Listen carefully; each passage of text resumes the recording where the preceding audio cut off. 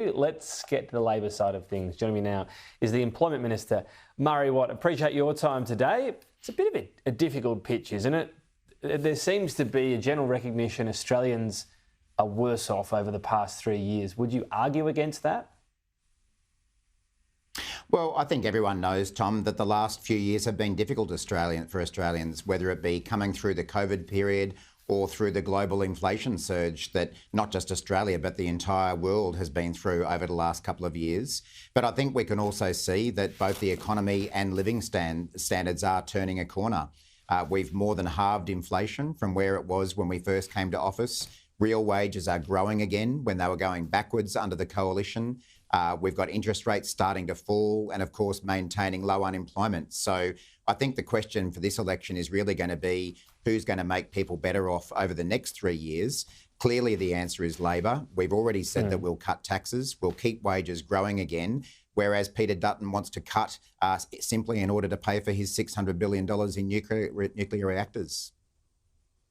We had Kamala Harris turning the page. It's turning the corner I'm picking up today from the PM and others like yourself. When you say cuts, so the Prime Minister today brandished his Medicare card at this press conference.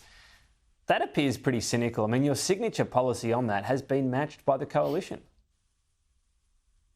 Well, one aspect of it has, Tom, and I think everyone considers Peter Dutton to be completely insincere when it comes to Medicare. Look at recently, I think it was Angus Taylor that made the point that the best predictor of future performance is past performance. And if we look at Peter Dutton's past performance as the Health Minister, formerly, he cut Medicare. He tried to introduce that $7 co-payment for a GP visit, tried to introduce payments to go to emergency departments, and cut public hospital funding. Labor has restored a lot of that funding. So I think people are very sceptical about whether they can believe Peter Dutton. But more broadly, the reality Peter Dutton has to face and has to answer to is how is he going to pay for the $600 billion he needs to build nuclear reactors? He's got to cut somewhere. Now, he started last night by confirming that he's going to cut 41,000 public servants across all areas, from healthcare to education to emergency services to Veterans Affairs. So those massive cuts will have an impact on people. But he needs even more in order to pay for those nuclear reactors. And that's why Medicare is on the chopping block, especially when you consider Peter Dutton's record. I mean, I guess it's how far you want to go back. Labor had a carbon tax. It cut single-parent payments many years ago. But what on bulk billing? Because rates have gone down under Labor significantly. They're actually higher under the coalition. That's an inconvenient truth, isn't it? No, well, I mean, this is obviously the line that the coalition put around, Tom, and I'm sure I can be confident that you can see through that yourself. That is a completely discredited figure that the coalition push around, and the only way you get to that is by including the COVID vaccination appointments that people were having with their GPs. The reality is that under Labor, in just 3 years, we've started turning around bulk billing rates from the free fall they were in under the coalition, but we know there's more to do. It's why we've said that we'll extend the incentives to GPs to bulk bill more widely across the whole community. We've already seen a turnaround in those parts of the community that have been getting those bulk billing incentives, and now we want to make it available more broadly.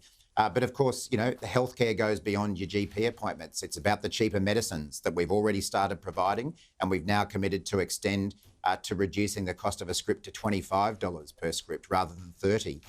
So in a range of ways, we've already started laying the foundations in our first term, and only Labor can be trusted when it comes to Medicare. Peter Dutton also committing to that $25 PBS change, I should point out as well, or script change. On gas, so Labor brought in what it said would be a cap of $12, the wholesale price of gas. Now, leaving aside what actually happened there, the coalition talking about a $10 price, well, that'd be even better for consumers, wouldn't it? Well, again, does anyone actually believe the coalition, given the gas crisis and energy crisis they left behind when they last held government? Was it 22, 23 energy policies that they had, all of the time allowing coal-fired power stations to close, sending the energy market into crisis mode, and not providing the gas that we needed? Again, when we came to office, the spot price for gas was $30 under the coalition. It's now $12. So we've massively brought that down, partly as a result it's more of like 14, on isn't it? Gas prices that we introduced. It's much lower than it was when we first came to office. And it's partly as a result of the cap that we introduced that was opposed by Peter Dutton and the coalition. But the warnings right now on gas supply are actually heightened. What has Labor done to bring more gas into the system over its 3 years? We've made enormous changes, whether it be the gas code of conduct, and the reality is that we've already secured 6 times the amount of additional gas than what Peter Dutton is promising now. So the actions of our energy team across government have already produced more gas. We know that into the future more will be required, and we're working on doing that. But we've been able to secure much longer term gas supplies than what we had when we came to office. Over 3 years. There don't seem to be any achievements or progress. I mean, Narrabri still sits moribund, for example. That's stalled, hasn't it, that aspect of the equation? I'd have to disagree with you there, Tom. As I say, we have already secured well over 600 petajoules of additional gas since coming to office. We've secured 6 times more gas than what Peter Dutton is promising to do. And of course, we've imposed those caps on gas prices and a range of other measures that have brought the price of gas down. We've said all along that we know that we need more gas supply, particularly to firm up the renewables that are going into the system. And Labor can demonstrate that we've been able to do this over the last 3 years, in contrast to the coalition who were rejecting a gas reservation policy not that long ago when they were last in office. This is just a desperate move from Peter Dutton to try to distract from his nuclear policy. He knows it is radioactive within the community. He knows that he can't talk about it. He barely got a mention in his budget reply last night. So he's out there talking about some other energy measure to distract people away from the cuts that will be needed to pay for that nuclear plan. Do you think a gas reservation policy would appeal to people, though? It's our gas, get it cheaper, make sure we have it.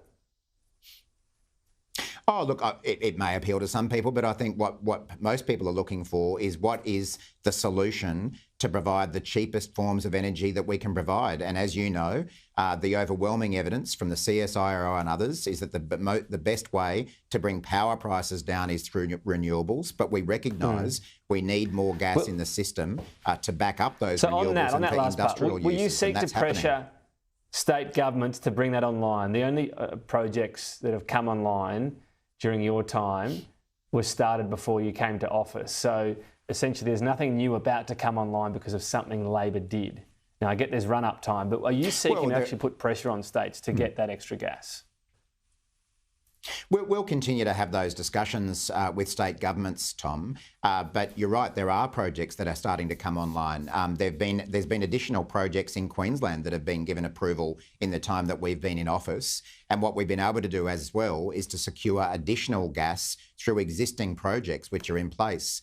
But as I say, Peter Dutton wants us talking about gas in order to distract from his real plan, which is nuclear power, the most expensive form of power you can possibly provide, and all of the cuts to Medicare, Veterans Affairs, emergency services, healthcare that would be required to pay for it. The election will know soon enough the result, but when you think of your coming from majority, is the only true pass mark another majority Labor government? We're certainly aiming for a majority government, Tom, and I sincerely believe that we can get there. I think there are a number of seats in which the coalition is vulnerable, and of course here in Queensland there are Green seats that we are working very hard to get back as well. I am absolutely confident that we can secure a majority. Let me put it this way. Would minority be a failure? I'll leave that for other people to talk about, Tom. What we're aiming for is a majority government. You must have a view. That would be you're the best a cabinet outcome. minister. If you get tipped from majority to minority, is that a failure? Again, I'll leave it to very smart people like you, Tom, to measure our performance. What we're doing is trying to win every seat we possibly can to form another majority government, and I genuinely believe that we can do it. I think over the last few weeks, people are starting to see through Peter Dutton. There are massive question marks over his performance and his fitness to govern. His side is a complete rabble, and they've demonstrated that over the last few weeks, and that's what makes me confident that we can win another majority. Murray Watt, appreciate your time. Thank you. Thanks, Tom.